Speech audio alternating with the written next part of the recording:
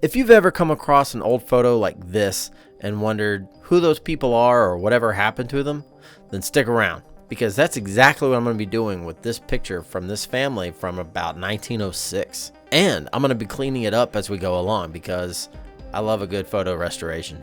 My name is James, and welcome to another episode of Forgotten Lines, the show where we tell the stories of regular people so that their stories can be told at least one more time. And in this video, we're going to be diving into this photo that I found of the Armstrong family out of Lincoln County, Tennessee. And this video is sponsored by Huel, but more on that in just a bit. This picture was sitting in a booth inside Sissy's Antiques and Interiors. I love digging through places like these for a dozen reasons, but I really get a kick out of finding pictures and trying to figure out who they are. In this case, it wasn't too hard. It's an old shot from outside a family home. Most of the names say Armstrong with a couple others. There's a ton of names here, and if you ever find a picture like this in your own family, you've struck gold. You could probably figure these people out on a free website like FamilySearch.org, but for now I'm going to be using Ancestry. The back of the photo says Lincoln County, so we could really pick any name from the picture and most likely find a match. This is Elizabeth Mackenzie Armstrong. She's about 70 years old here because she was born around 1836, which is wild to think about. This photo was taken a little over 100 years ago, and this lady was born nearly 200 years ago. That's pretty stinking cool. And to imagine little Elizabeth running around the family farm in 1840 having no idea that we would be talking about her using technology that not a single piece of it had been invented yet. She married James Armstrong Sr., or the first, on January 30th, 1862, a little less than a year after the Civil War started. I couldn't find anything saying that he went to fight in the war, but it was very possible. In fact, Lincoln County provided 5,000 troops to the Confederacy. The Union entered Fayetteville in April and stayed for 2 months. They came back a year later to stay for the rest of the war as an occupation. Elizabeth lived all the way to 1917, and her and James Sr. had 4 kids. James Armstrong Jr., born on April 7th, 1902, well, according to his World War II draft card when he was 39. But he wasn't actually a junior. Technically, he was a third, because his dad was James Armstrong, and his grandfather was James Armstrong. However, people didn't call their kids the third or the fourth all that often back then. The word junior was only a suffix to denote difference in person while the father was still alive, or third while the grandfather was still alive. Once the kid was grown and the men he was named after were gone, they usually dropped the suffix junior. Or women. There were a few women juniors as well.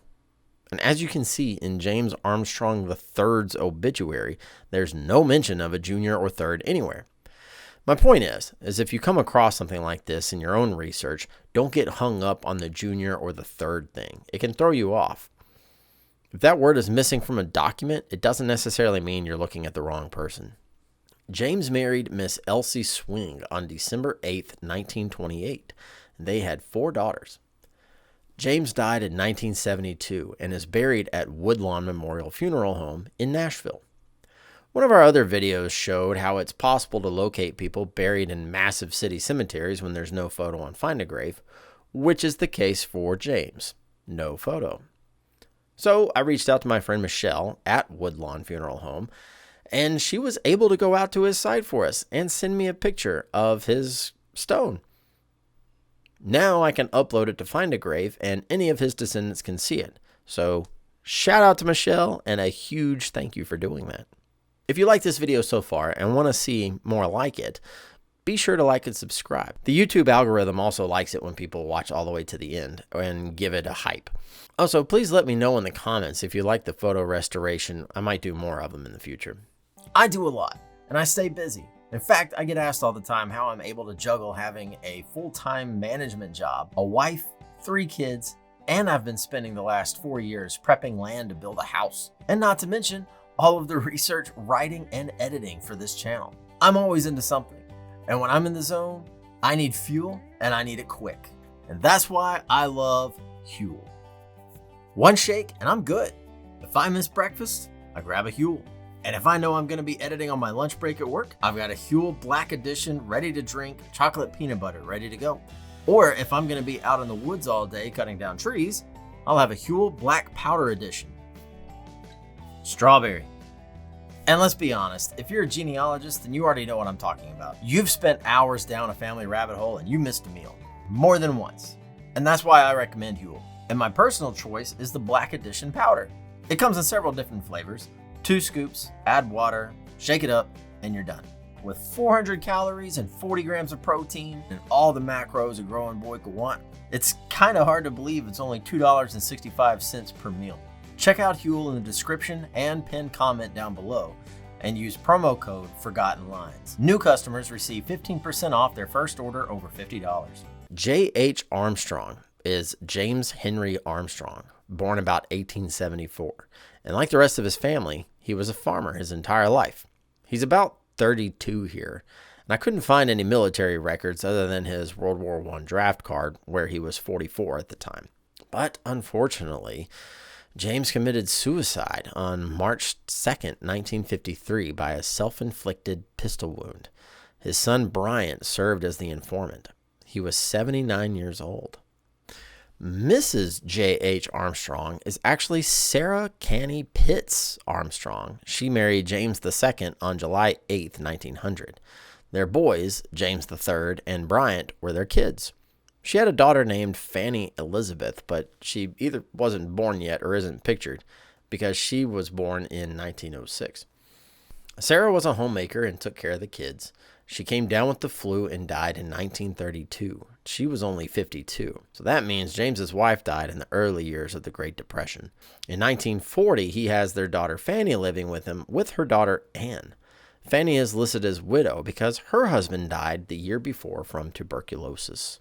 Bryant, or Willie Bryant Armstrong, is James and Sarah's other son, born in 1903 and died in 1974.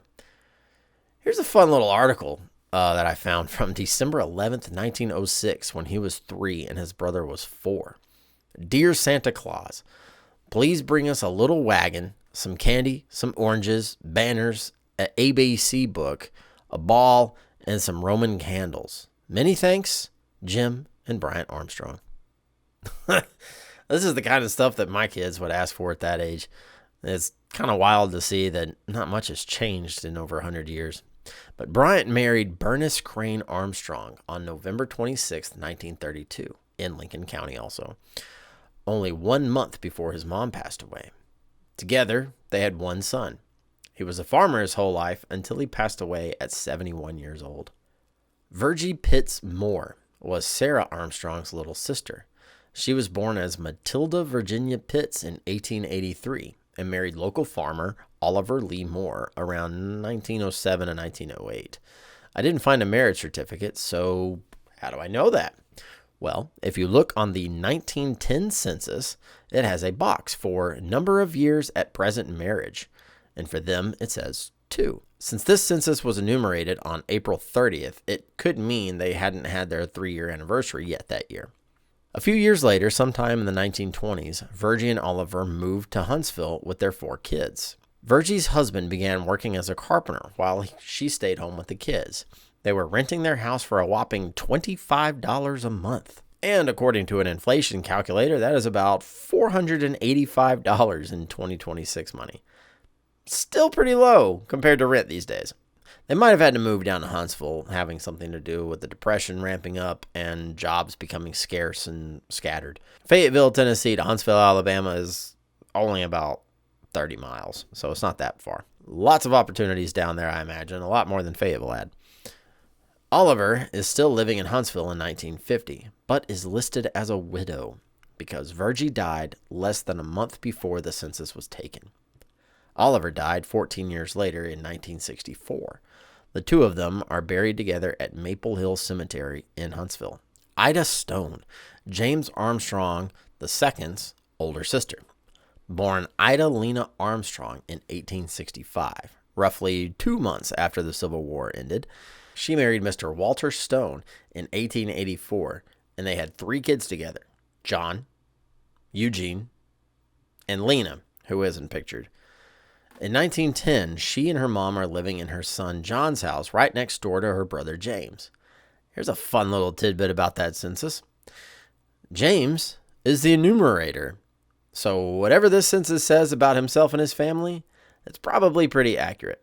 Ida is a widow in 1910 because Walter, her husband, died in 1892. She never remarried and lived with her son John until her death in 1949 at 84 years old.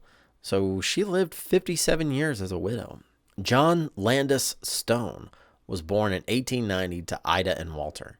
He was only 2 years old when his father Walter died. However, this saved him from having to go to World War I, because on his draft card it asks if he has any close relative that relies on him for support, and at the time, that was his mother Ida. If his dad were still alive, she would have been living with him, and he might not have had a dependent to claim, so he might have had to go to war. Like the rest of his family, John Stone was a farmer and worked for himself.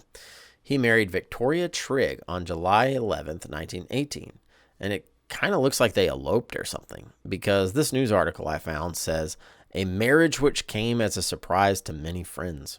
They had 3 kids, and 2 made it to adulthood. Margaret died in 1959, and John passed away 16 years later on September 22nd, 1975. Hugh Andrew Armstrong, born in 1867 and brother of James Armstrong II and Ida Stone. In 1880, he's 13 and works on a farm. 1900, farmer. 1910, farmer. He farmed his whole life, and he married Fidelia Scott, or Delia Scott, in 1890. They had 6 kids. And we all know that the 1890 census is all ashes now.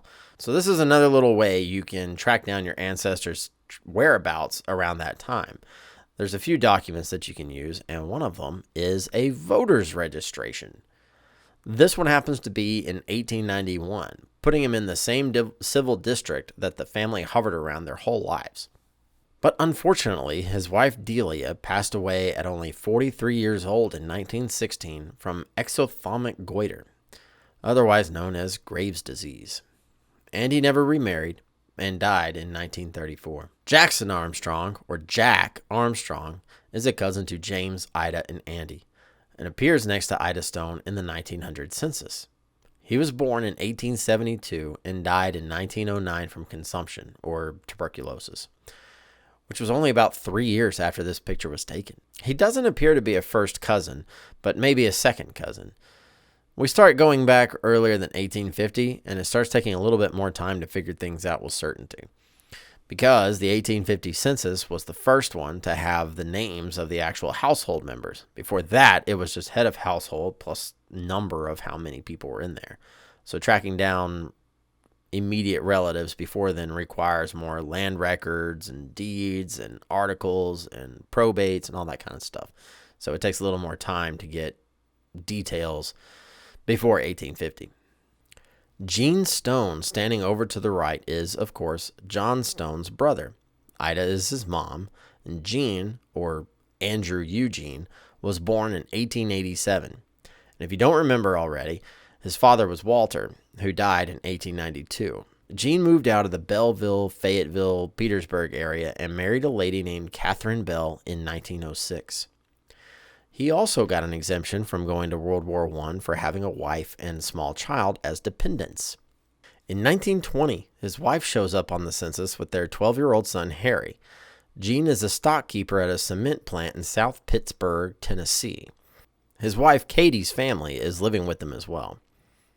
In 1932, Gene and Catherine's only son, Harry, died from an accidental gunshot wound in Knoxville. The papers say that 2 girls were there and were able to state that he was laying down messing around with a revolver when it went off. The girls were let go after the investigation, and Eugene and Katie were able to get to the hospital in time before he died. Gene was still a stockkeeper at the cement factory in 1940, right after that happened, and also in 1950.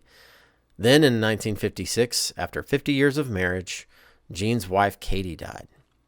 But he remarried 2 years later to Miss Flora Johnson at 71 years young.